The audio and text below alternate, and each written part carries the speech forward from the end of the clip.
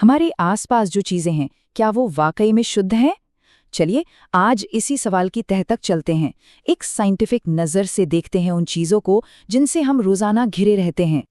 अच्छा, दूध, घी या मसाले के पैकेट पर शुद्ध लिखा तो सबने देखा होगा, है ना? हमारे लिए इसका सीधा सा मतलब होता है, भाई कोई मिलावट नहीं है।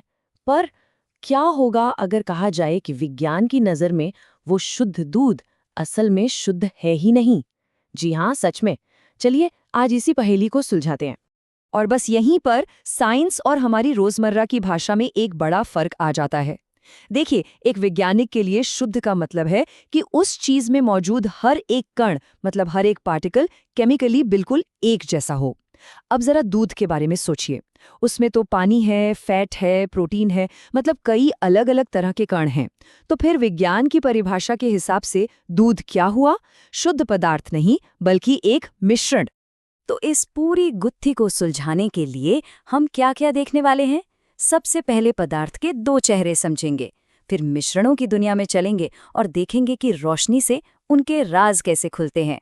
इसके बाद जानेंगे कि पदार्थ बदलता कैसे है और आखिर में पदार्थ के पहचान कोड को समझेंगे। तो चलिए शुरू करते हैं सबसे बेसिक क्लासिफिकेशन से। साइंस में ना किसी भी पदार्थ को मुख्य रूप से दो ही बड़े ग्रुप्स में बांटा जाता है। एक है शुद्ध पदार्थ और दूसरा है मिश्रण। तो सवाल ये है कि ये शुद्ध पदार्थ आखिर है क्या? इसे ऐसे समझिए जैसे ये एक ऐसी टीम है जिसका हर खिलाड़ी बिल्कुल एक जैसा है, जुड़वां।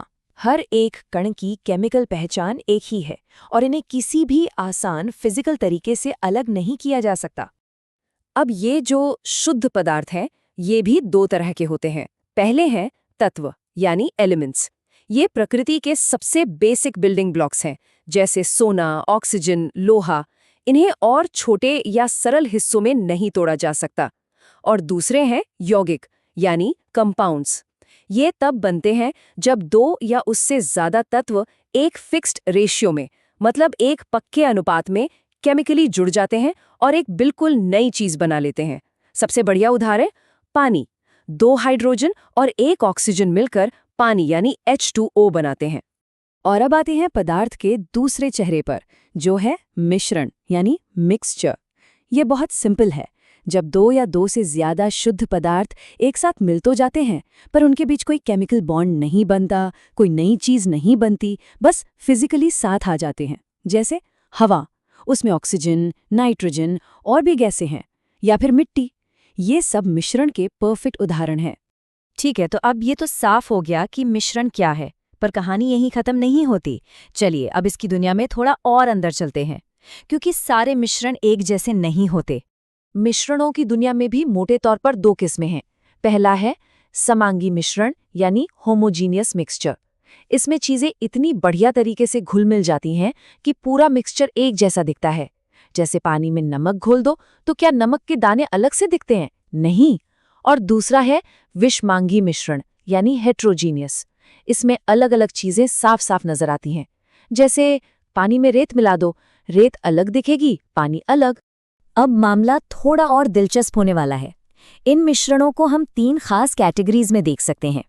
एक है विलयन यानी सॉल्यूशन, दूसरा है निलंबन यानी सस्पेंशन, और तीसरा है कोलॉइड यानी कोलॉइड।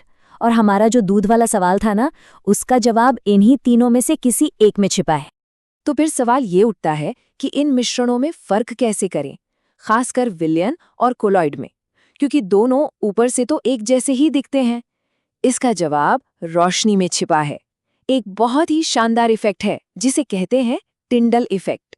कभी किसी घने जंगल में पेड़ों के बीच से छन कर आती हुई सूरज की किरणें देखी हैं? या फिर एक अंधेरे कमरे में रोशनदान से जब रोशनी आती है तो उसमें धूल के कण कैसे नाचते हुए दिखते हैं? बस यही तो है टिंडल इफेक्ट का एक जीता जागता उदाहरण। तो ये होता कैसे है? देखिए, जब लाइट की कोई बीम एक कोलॉइड से होकर गुजरती है तो कोलॉइड के पार्टिकल्स, उसके कण, इतने बड़े तो होते हैं कि वो लाइट को इधर उधर बिखेर दे, उसे स्कैटर कर दे। और जैसे ही लाइट बिखरती है, हमें उस बीम का पूरा रास्ता चमकता हुआ दिखाई देने लगता है। चलिए इसे एक एक्सपेरिमेंट से समझते हैं। बाईं तरफ देखिए, लाइट की बीम कॉपर सल्फेट के सॉल्यूशन से गुजर रही है। ये एक असली विलयन, एक ट्रू सॉल्यूशन है। और देखिए, लाइट का रास्ता बिल्कुल नहीं दिख रहा। अब दाईं तरफ देखिए, वही लाइट की बीम जब दूध और पानी के मिक्सचर से गुजरती है तो ये देखिए, पूरा रास्ता चमक उठा। दूध एक कोलॉइड है और ये टिंडल इफेक्ट का बिल्कुल साफ प्रदर्शन है। ये टेबल इन तीनों के बीच के फर्क को एकदम साफ कर देता है। विलियन यानी सोल्यूशन के पार्टिकल्स बहुत ही छोटे होते हैं, 1 नैनोमीटर से भी कम, इसलिए वो लाइट को नहीं बिखेरते। निलंबन यानी सस्पेंशन के पार्टिकल्स सबसे बड़े होते हैं और कुछ देर में नीचे बैठ जाते हैं। और बीच में आता है कोलॉइड। इसके पार्टिकल्स इतने बड़े तो हैं कि लाइट को बिखेर सके, लेकिन इतने भी भारी नहीं कि नीचे बैठ जाएं। और इसीलिए हमारा दूध, जो दिखने में एक जैसा यानी समांगी लगता है, असल में एक कोलॉइड है। पहेली सुलझ गई। तो अब तक हमने ये समझ लिया कि पदार्थ क्या है और कितने तरह का होता है। अब आगे बढ़ते हैं और ये समझते हैं कि पदार्थ बदलता कैसे है, मतलब चेंजेस इन मैटर।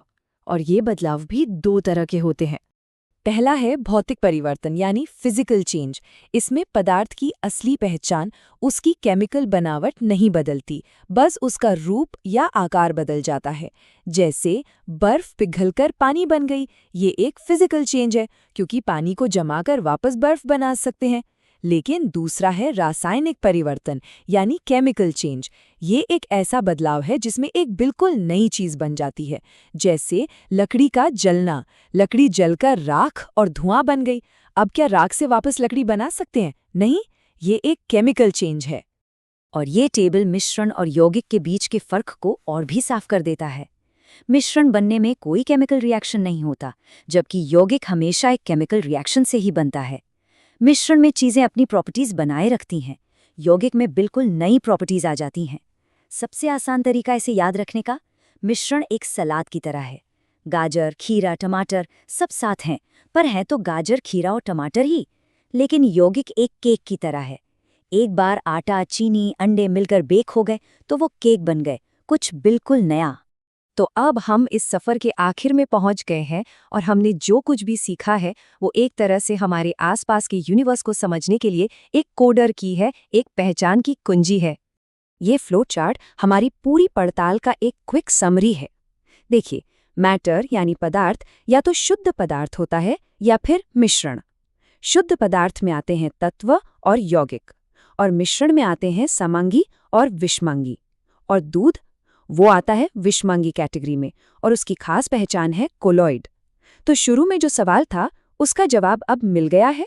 और अगर इस पूरी बातचीत का सार एक लाइन में समझना हो तो बस ये याद रखना है, एक शुद्ध पदार्थ या तो तत्व होता है या यौगिक, और एक मिश्रण में एक से ज्यादा शुद्ध पदार्थ मिले होते हैं। बस इतनी सी बात है, पर बहुत काम की है। तो अब जब ये साइंटिफिक नज़र मिल गई है तो अगली बार किसी चीज़ पर प्योर या शुद्ध लिखा दिखेगा तो उसका मतलब कुछ और ही समझ आएगा। अब सवाल ये है कि इस नई जानकारी के साथ अपने किचन में या घर में मौजूद किस शुद्ध चीज़ की पड़ताल सबसे पहले करने का मन कर रहा है।